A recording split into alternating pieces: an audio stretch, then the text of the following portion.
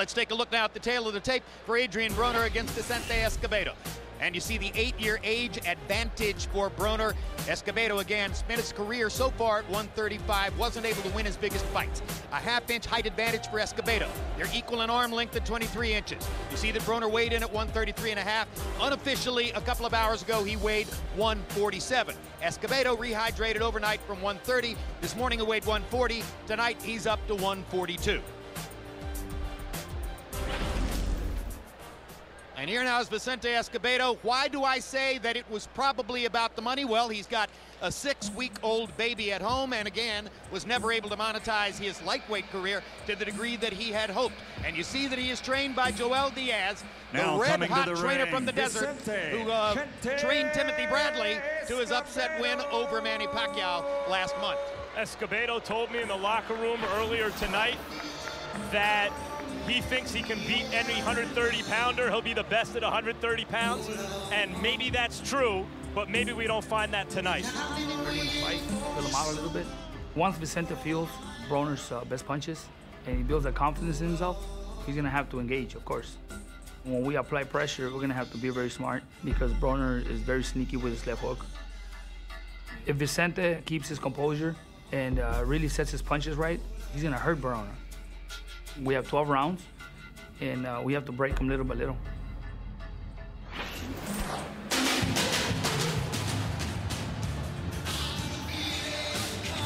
In the air tonight for Vicente Escobedo. He's been waiting for this moment all his life, perhaps, but it isn't exactly the moment he has anticipated for 6 weeks in training for the fight. As Roy mentions, he's in the precise opposite position of Broner. He wins almost no matter what happens tonight. And the local crowd in Cincinnati providing the cold reception for Escobedo.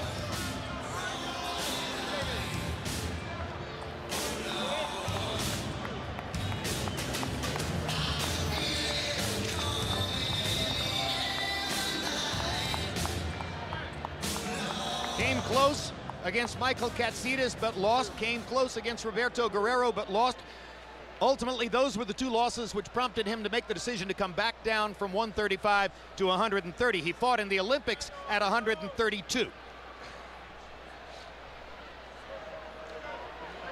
And now making his entrance to the ring from Cincinnati, Ohio, Adrian "The Problem" Broner.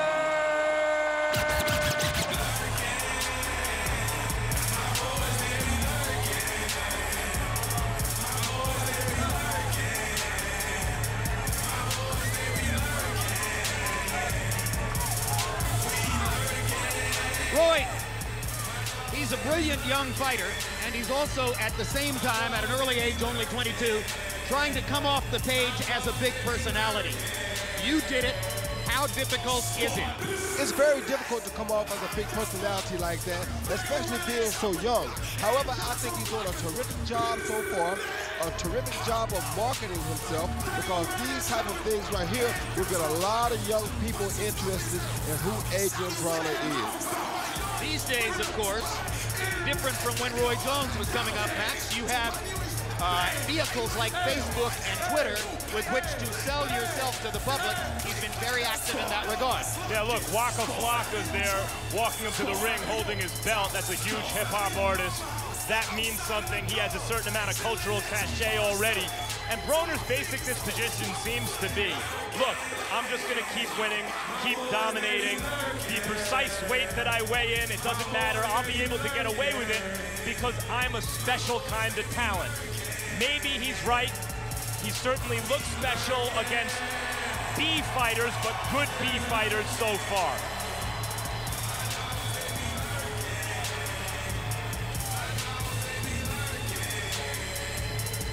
DJ Fresh. Disrespect me, I'ma knock him out. Pull up at his cross, I draw down on him with that mouth about. Hey, so temper like I'm JJ.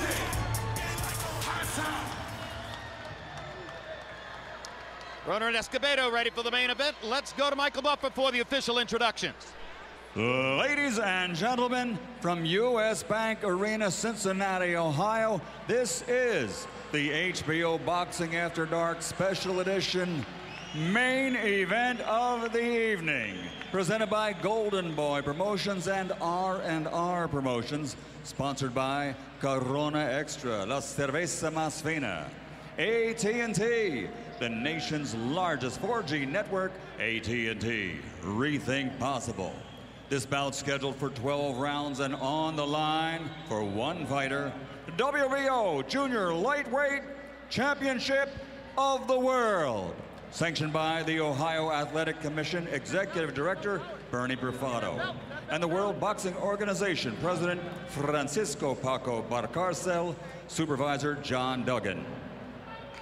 At ringside, the three judges scoring will be Bob Hecko, Gary Merritt, Tom Miller, and your referee in charge of the action at the bell, Gary Rosado. And now, for the thousands in attendance and the millions watching around the world, from Cincinnati, Ohio, USA, ladies and gentlemen, let's get ready to rumble!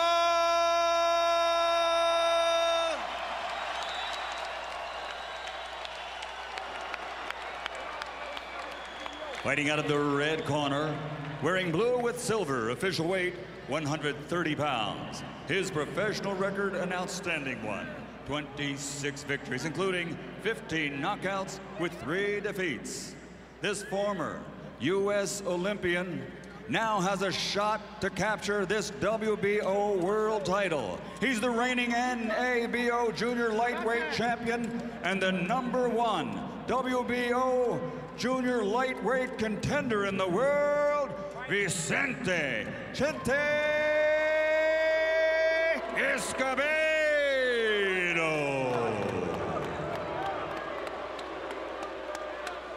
And fighting out of the blue corner, wearing blue with white and silver, officially weighing 133.5 pounds. His professional record, 23 fights, 23 victories, including 19 knockouts. He's the fighting pride of Cincinnati, Ohio, and he's the former WBO Junior Lightweight Champion of the World, the undefeated Adrian the Problem Broner.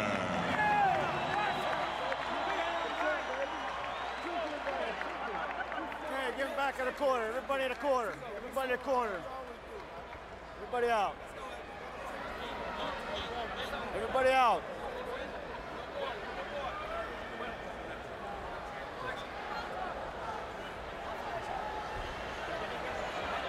Let's go.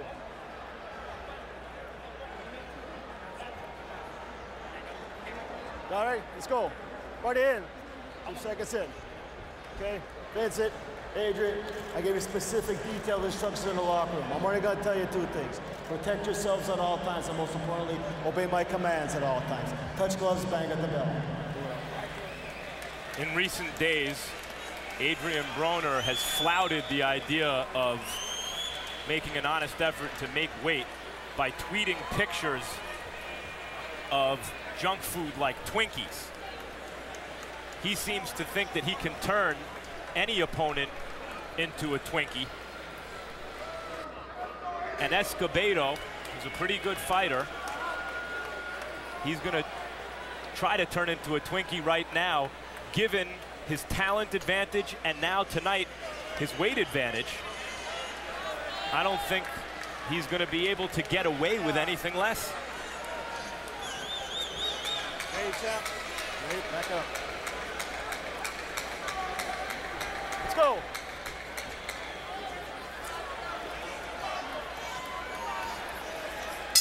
Do it. Broner unofficially enters weighing 147, Escobedo 142, meaning that back in the day, when they weighed in on the day of the fight, this is what welterweights look like. Now they look like Keith Thurman. A small welterweight and a regular size welterweight. Exactly, from back in the day. Now, meanwhile, with all the kind of negative attention Broner's gotten for missing weight, you know, here's the good news. You're watching a highly skilled, very athletic, really young, power-punching, rising star in Broner. Escobedo gave Katsidis a real good fight and went the distance with Guerrero. Yeah, I want to see what happens with Escobedo the first time he feels the power from Broner. And likewise, I want to see how Broner reacts to Escobedo's power. Well, it's a great point, because Broner has not fought a guy with the classical skills of Vicente Escobedo. Escobedo may not have fought a guy with the explosive speed and power of Adrian Broner. There aren't that many guys in the game with this. Well, some guys have the combination of speed and power. Broner has a very high skill level to go along with it. Well, you can't take much away from Escobedo, though, because he also has a pretty high skill level. He was an Olympian, which takes a lot of skills to accomplish. And a celebrated prospect when first signed by the promoter back after the Olympics in Athens in 2004. That's a pretty mean feat Broner just pulled against a responsible defensive fighter. Landed a right hand right in the middle of the ring. Watch the elbow, I saw it. Good, hard right hand to the body by Broner. Escobedo reaching for a body shot of his own, almost got clocked by a big left hook counter. He actually did get clocked by a big left hook counter, but he didn't have a bad reaction to it. No, he took it very well.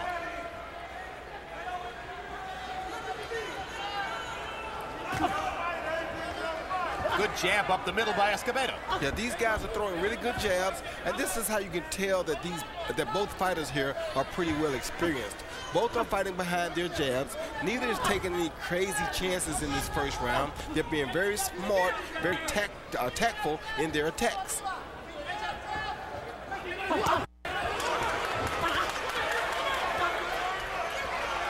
See the speed of the counter left hooks by Broner.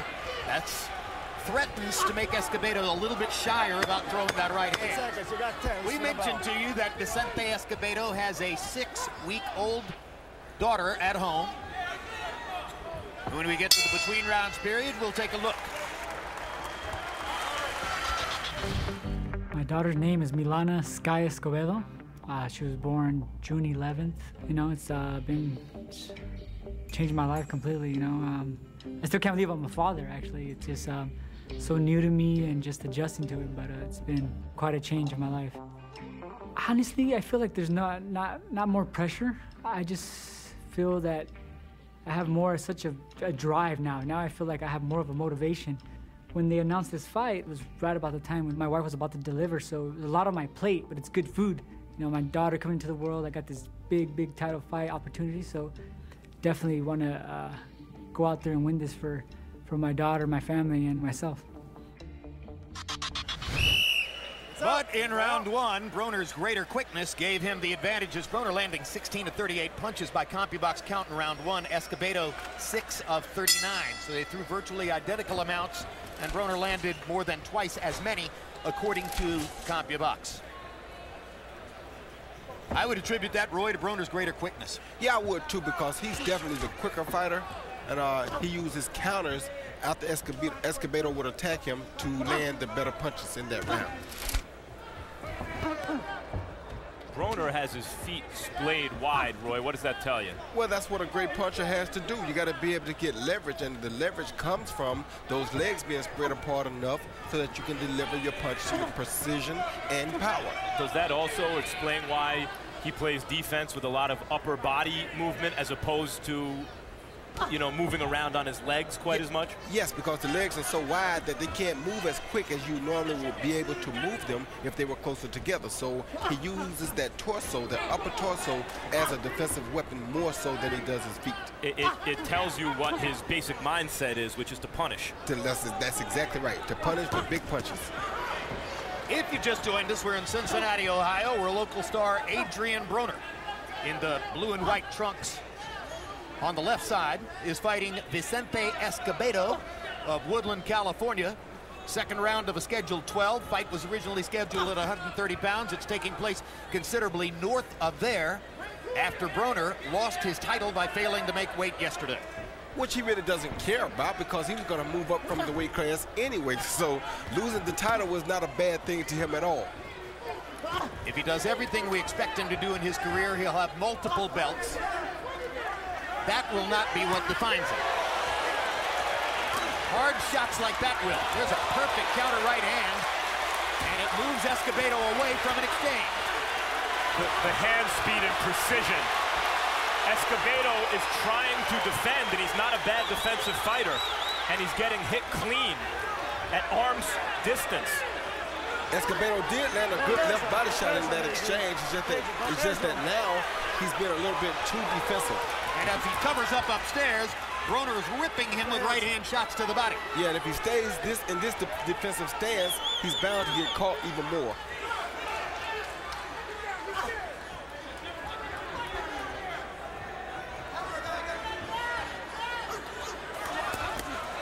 Off his head. Good combination by Escobedo.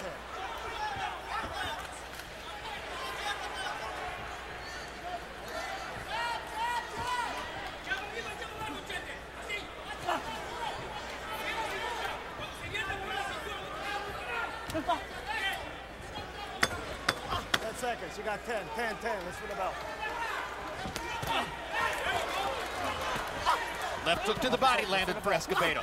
Little right to the body as well. Watch the elbow. Escobedo seemed determined in the last 30 seconds of that round to show that he's going to fight back and try to stay even shorten everything with up, Adrian Broner. It's coming together now, okay? Put them together, start putting them together, and go to the body. You going to the back. Get him up. Yeah. He's putting them together now, okay? All right, give me some feints, okay? Because he's going for the jab too much, okay? Switch it up a little bit and sneak the right hand over the top, right over his shoulder, okay? All right, he's looking for the jab. Now we got to throw the right hand sometime, okay? Okay, all right? And then then we got to go down to the body because he got his hand straight up. When you get him on the ropes, bang both sides to the body, okay? Then uppercut up the middle. Let's go. Come on, you're putting it together now. You see everything now, right? Broner at age 22 has 4 children of his own. They are there arrayed along with his mother in the first row at ringside. Power shots in the second round, Broner 13 of 26. Escobedo 10 out of 25, 40%. So a spirited fight back in the second round by Escobedo, but nevertheless Broner remains in control. As the hometown guy, you do want to try to keep the upper hand here just in case something bad happens, like a headbutt or anything like that. You want to be sure that you're in front on the scorecards in case something does happen. Well, he's in front on the scorecard so far.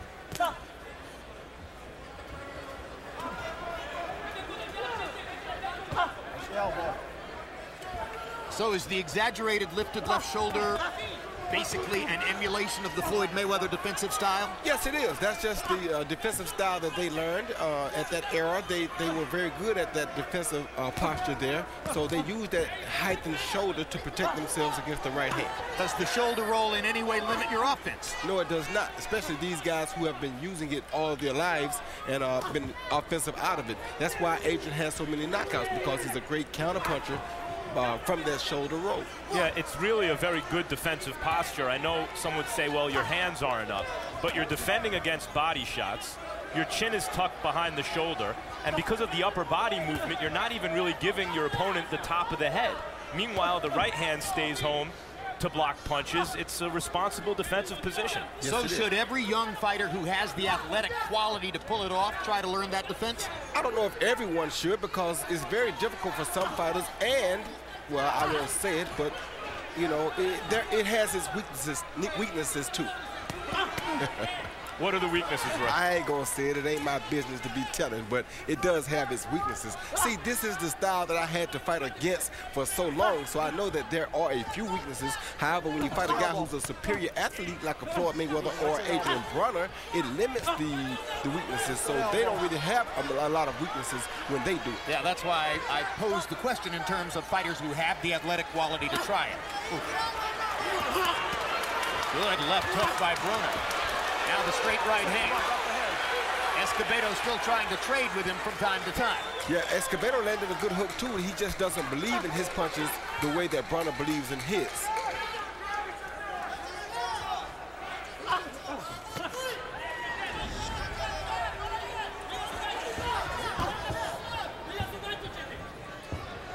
And the mistake Escobedo is making is that he's not using his jab enough. He's really the taller guy or the longer built guy, so he should be using his jab twice as much as, say, Adrian Broner should be.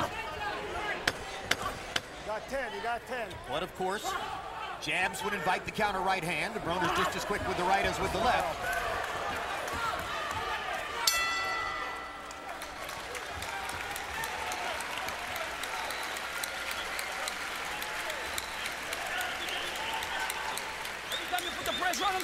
Hey, he gets lost. Okay, but you have to work the body. Don't work the head. His shoulder movement. Hey, wait till the later rounds, okay? Wait till the later rounds so we can start working the fucking head. Right now, I need you to work the body. Okay, you need to pay to the body a little more, all right? Get it a little close, okay? Right. Walk it down a little bit, okay? All right? All right, how you feel? I feel good. Okay, all right, let's go. Let your hands go, okay? All right, let's go. Let your hands go a little more this time. But what I'm doing, you stab into the body, understand that, you know what I'm saying, jab the head, come up the right hand, shorten the hook up, okay? Shorten the hook up, okay? Come back with the right hand, but shorten the hook up, because you catch them every time.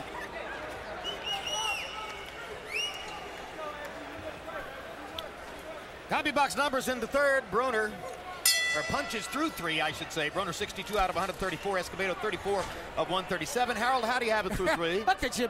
30-27, 3 rounds to nothing. Adrian the problem Broner. First of all, I'm dazzled by those shoes. I don't believe it. I don't know if it's yellow chartreuse or whatever.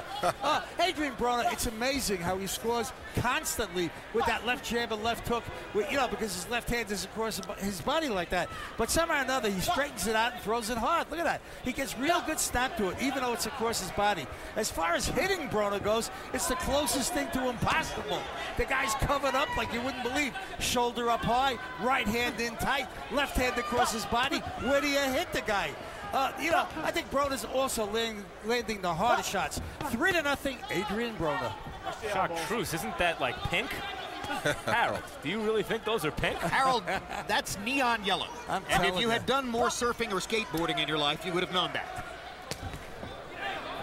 Another advantage of the kind of Mayweather defensive posture is that left hand comes from angles that you don't see it.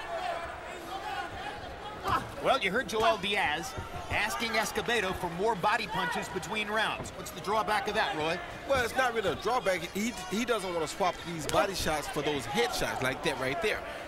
He doesn't want to exchange body shots for head shots with a guy with as fast hands as Adrian Broner has. So he's a little bit reluctant to go to the body because he knows that every time he reaches down, he's probably going to get popped up. But under the urging of Joel Diaz, he's been trying it at least in this round. Yeah, he has been trying it. He's just starting behind Adrian Broner, and you can't fight behind a guy who's already faster than you. And if Escobedo didn't know coming into the fight, he knows now. He's not going to box with Broner in the middle of the ring. So if you can't outbox the guy, you better be putting in some work to the body. Yeah, if you can't, you fight the boxer and you box the fighter. In this case, Escobedo is the boxer who should be trying to fight. I mean, he's the fighter who should be trying to fight the better boxer, which is clearly Adrian Broner. The problem is that Escobedo is basically a pure boxer. Exactly. With a pure boxer pedigree. The problem is Adrian Broner. That's the problem. It does make you wonder, though, how Escobedo would do against a junior lightweight. Well, we won't find out tonight. We're not going to find out tonight.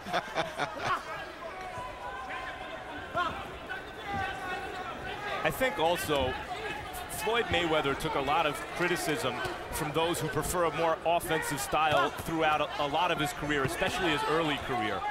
And I think his career has made a lot of observers of the sport, has given them a greater appreciation for this kind of high skill level that Adrian Broner is showing right now. Solid left hooks from both fighters to close the round. Walk him down now. Give me that little blood. Hey, give him some air, man. Give me some air. Give me some air. Give me some air. On August 7th, catch the premiere of Hard Knocks, training camp of the Miami Dolphins. Join us for an all-access look at the Dolphins and first-year coach Joe Philbin as they ready themselves for the upcoming NFL season. August 25, it's the premiere of 24/7 Road to Ward Dawson. Join us for an up-close and personal look at 168-pound #1 Andre Ward and Chad Dawson, the sport's top 175-pounder, as they prepare for their big matchup on September 8th. Okay. You're standing too tall. Come on, you gotta move. He's slick. He's slick. Okay. Escobedo's face is gradually being broken up. He had blood in several places when he arrived in his corner between rounds. Roy Jones, let's look ahead just a moment to September 8th. Chad Dawson is giving up 7 pounds in weight to go down and fight Andre Ward. Ward must fight now a guy who's 3 inches taller. Who gets the better of that trade? I think it's an equal trade. For Ward, it's a good situation because he's making the taller guy come down to his weight class. However, though, for Dawson, if it's not a problem for him to make the weight, he still has the better advantage because he's the taller guy. So he'll be able to offend from a lot longer, a lot further distance than Ward be able to offend. Broner is starting to bust up Escobedo's face. Yep. He's bleeding from the nose and the mouth now in the early seconds of round number 5. Well, Broner saw something at the end of that last round. He went to his corner. He told his corner, I'm about to walk him down now. That usually means trouble for the other guy because usually when you say that to your trainer, you feel like he's starting to weaken and it just takes a little bit more pressure and you can possibly get him out of there. You know, the other thing is Escobedo's gotten through some clean jabs, some stiff jabs, and occasionally a right hand. I believe I've seen a couple, and it doesn't seem to bother Broner. Exactly. That's that extra weight too, but at the same time, you also heard Escobedo in his corner say, yeah, this guy is slick. That's not a good statement coming from a guy who's trying to pull off an upset. Well, I think that Escobedo's confidence may be seeping away in the blood that comes out of his nose and his mouth at this point. Walking him down means eventually hitting him into the corner or along the ropes, and that's where Broner has Escobedo right now. Broner still has to be careful, though, because Escobedo is not a bad puncher. And if he can catch Broner tilted over with a good shot to the head, it could be bad for Broner. So now Gary Rosado telling Broner to keep him up after a body shot wandered low. Escobedo was instructed to go to the body, but it's Broner landing vicious body shots and picking off Escobedo's attempts.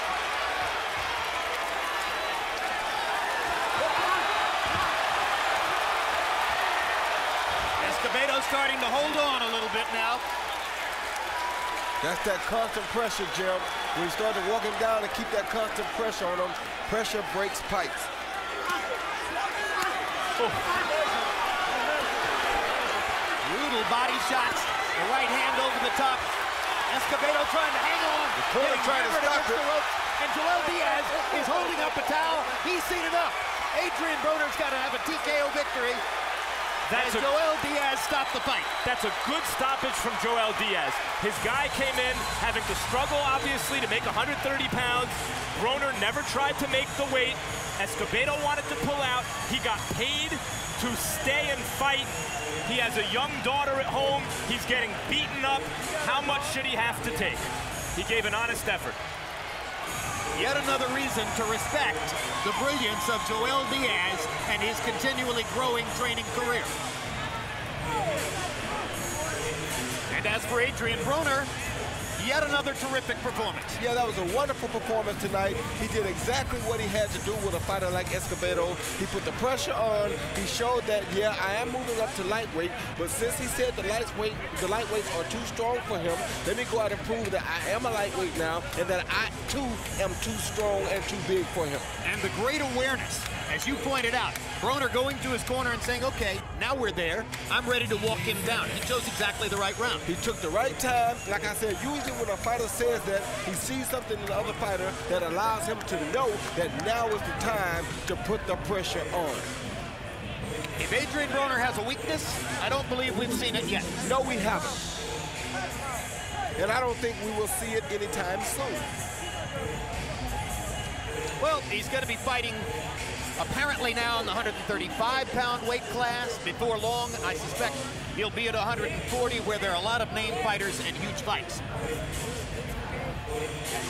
So it's going to be fascinating to see where this career goes in the next few years. Here you see Broner behind that shoulder, just constantly walking him down behind the jab, putting the pressure on. He throws a left hook, followed by a straight right hand, which landed straight down the middle. At this point, Escobedo was starting to weaken. Then he follows him with a hook to the head, followed by an uppercut to the head, which was a beautiful setup shot. And now let's listen to Joel Diaz's reaction in the corner.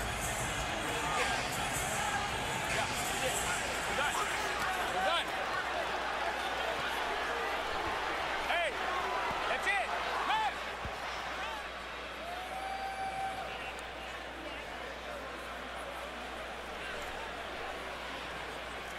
Just couldn't be more impressed with that, Roy. No, you couldn't be more impressed with that, because that was a smart decision by both people, by the referee and by Joel Diaz. After the smart decision by Adrian Broner to start walking Escobedo down.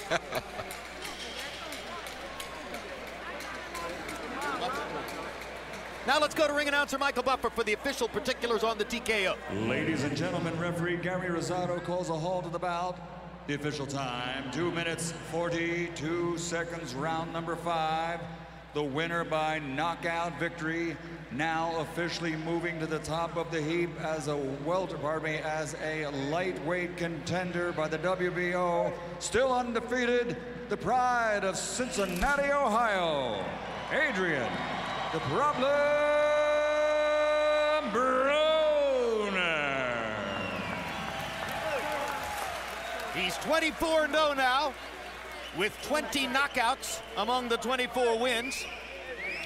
Final CompuBox numbers, and you'll see that Broner lands 56 more, throws only 25 more, lands at a 44% overall connect rate. I suspect the power punch rate might well be in the 50% range. No, 45, 60 of 134. Escobedo landing 27 fewer power shots. He was gutty. He was game. He was trying as hard as he could. He showed his skills. He could not deal with the physical superiority of Adrian Broner. And Punch Zone will show you where those punches landed, and if there was something really impressive that you may not have focused on before with regard to Broner, it was the body punching. 26 body shots landed, and they were fierce. And of course, upstairs, he mostly landed the right cross, as you see. 28 shots to the head on that side, or check it. 61 body shots. I'm looking at the wrong body. 61 body shots landed by Broner, and they were fierce. And of course, he evenly distributes the punches upstairs. It's Escobedo who could only land the right hand upstairs, apparently, and fewer body shots, though he was trying. Glad we got that right finally. My error at first. And now let's go to Max Kellerman, who stands by with Adrian Broner. Adrian, congratulations on another dominant performance. Give me your thoughts. I'm sorry, I have to do this. I have to do this on national television, worldwide, international. Okay, now, I just got into a new relationship, but I know true love at first sight. Baby, come here. I gotta do this. Come here. On national TV, in front of the whole world.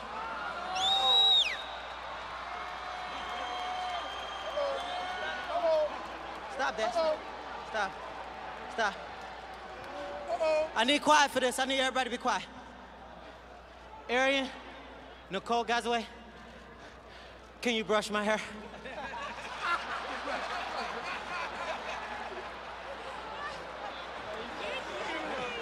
Hey, I'm too early. I'm too young for marriage. I scared everybody. Scared everybody, boy. That was a good one there. You don't get nobody in that, boy. Adrian, now your thoughts on the fight. That was good. You had me. Now your thoughts on the fight. You know, I want to thank God. I want to thank HBO. I want to thank Golden Boy Promotions, R&R Promotions, Al Heyman, management. You know, on the fight.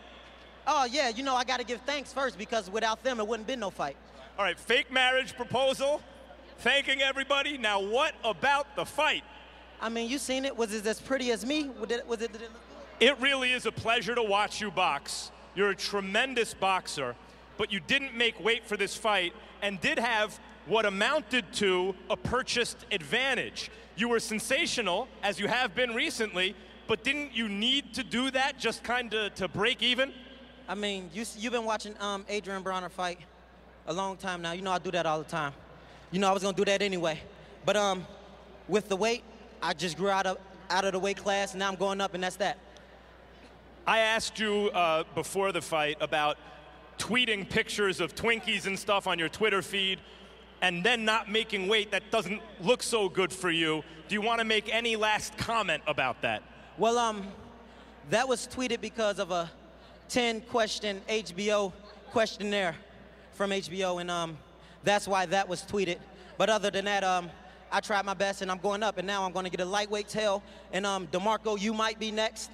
Marquez, you can get it next. Brandon Rios, we can meet at a catchweight. It really don't matter. Well, those are all fights we'd be very anxious to see, but just one last time. So someone tweeted at you as part of an HBO question and answer on Twitter, what are your weaknesses, and you tweeted a picture of Twinkies? No. They said, what is something that nobody knows about Adrian Broner? And I said, I'm addicted to Twinkies. Well, now it looks like you're headed for a lightweight division, and any one of those fights we'd love to see. Thanks a lot, champ, and or former champ now, and maybe soon to be future champ. We look forward to seeing you soon. Of course. I want everybody to follow me on Twitter at Adrian Broner and on Instagram at Adrian Broner. You know, I do cut up like scissors all the time. Again, follow me on Twitter at Adrian Broner and Instagram at Adrian Broner. Holla at me. Thanks. Vicente? You gave it an honest effort. Give me your thoughts. You know, he backs it up. You know, he talks and he backs it up. I mean, I got respect for Adrian. I felt that I could hang in there with her and beat him. I really felt that. But he was much quicker, much faster, and he did have some power. You'd have been the underdog by a substantial margin anyway. He's considered the better fighter even at the same weight, but you weren't at the same weight tonight. Do you think that had anything to do with it? I'm not the judge of that, you know. Did he feel heavier in there? Yeah, he felt stronger. But I can't determine that, you know. I did my job. I came on weight like a professional does, and I did. And, you know, Adrian didn't do his part, you know. But that's you know, that's the past. You know, I accepted the fight with those terms, and I came here to fight, and that's what I did. But he was a better man tonight. You made a lot more money. You get another shot at this belt. But you still haven't fought the top at 130 pounds. What's next for you? You know, go back home.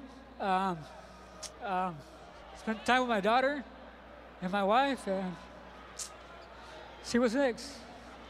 You're very upset about the loss? You're good. Is that emotion about your newborn baby or about this fight? A little bit of everything, because I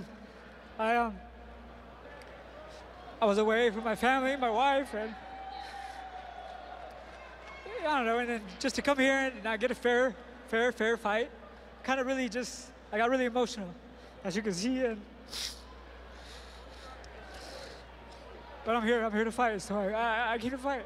You always give an honest effort and acquit yourself well. Thanks and good luck going forward. Jim? All right, thank you, Max. And you see there the honest frustration of an honest fighter who walked into a situation where circumstances conspired against him and found himself outgunned by a superior physical talent. That's what Adrian Broner is. That's why we're excited about seeing what happens now as he moves forward at 135, eventually probably 140. Wherever he winds up, he is likely to continue to be a problem for many of his opponents.